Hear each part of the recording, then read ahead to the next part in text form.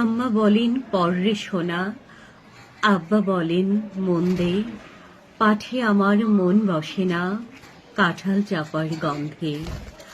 আমার কেবল ইচ্ছে জাগে নদীর কাছে থাকতে, বকুল ডালে লুকিয়ে থেকে পাখির মতো ডাকতে।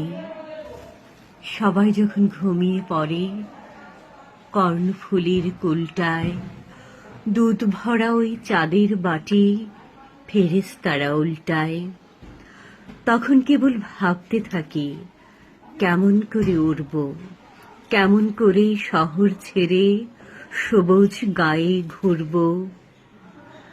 তোমরা যখন শিখছ পড়া মানুষ হওয়ার জন্য, আমি না হয় পাখি হব, পাখির মতো বন্য।